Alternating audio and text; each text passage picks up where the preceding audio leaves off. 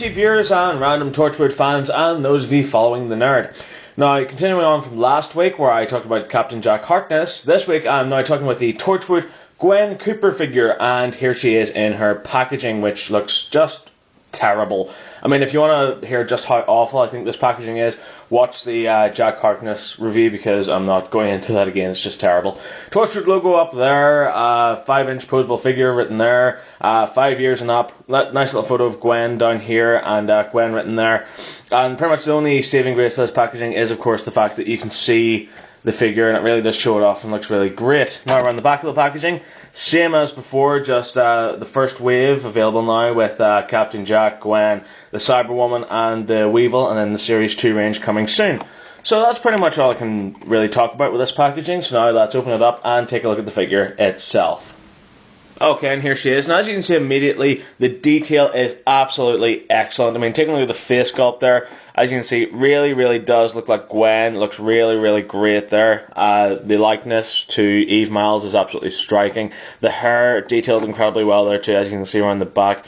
Really does look excellent. The leather jacket is absolutely perfect. You can see all the sort of creases in it, and it reflects really well. Really does look like leather. Looks absolutely wonderful there. You can see even the lines for the stitching there looks really great. Even the little zip here down the front looks absolutely excellent too. Same again for the trousers here, or the pants if you're American. As you can see there, all sort of rumpled and creased there, looks really excellent, even down to her boots there as well.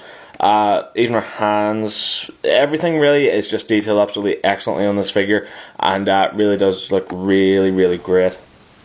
However, when it comes to articulation, this is where the figure really starts to lose some points, because as you can see here, the head has no articulation whatsoever, but then again it does allow for this really great head sculpt and hair sculpt, so you can kind of be forgiven for that. Also, she doesn't have that horrible sort of line across her neck like most figures does, so you know, I'm willing to forgo the fact it has no neck movement. The arm here can spin 360 at the shoulder. There is 90-degree movement here at the elbow, and her hand does rotate the full 360 degrees there. No bicep and tricep movement, and that's really kind of annoying.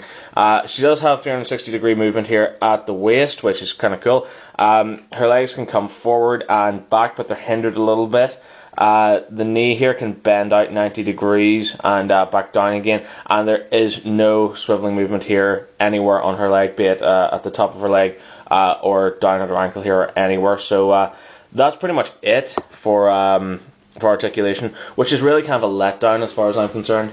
As far as our accessories go, well, just like Jack, Gwen does come with her little handgun here. As you can see, this is a more modernised handgun, and the detail on it is pretty damn cool, but at the same time, it's not really sort of painted or anything like that, so that's kind of a letdown. But as I said, the mold for it really does look excellent, which is just so cool.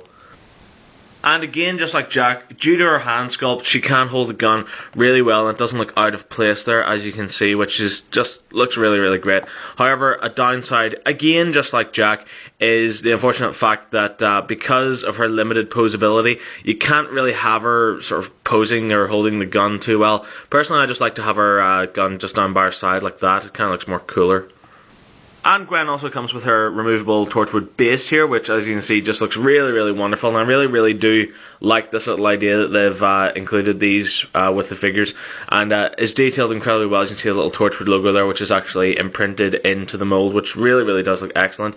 And as you can see, 2 little pegs here and 2 little holes in Gwen's feet. So you just basically clip her onto this, and there she is, now ready to go on display. And I think that is such a good idea, because like I said before, a lot of my figures do fall off the shelves quite frequently, but except for my Torchwood figures, because of this really cool base that allows them to stand. I mean, there could be an earthquake and this thing wouldn't fall over, which is absolutely excellent.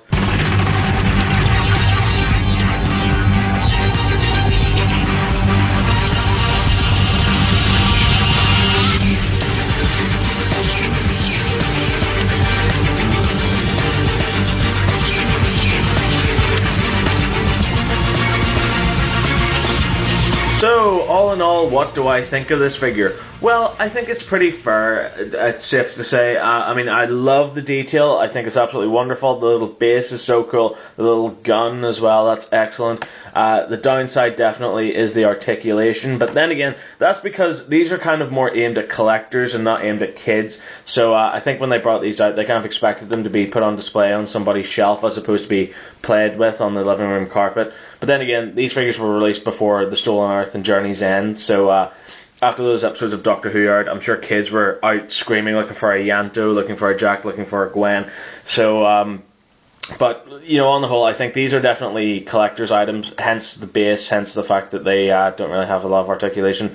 But, you know, kids can play with them too. It's just the fact that there's limited articulation going on there.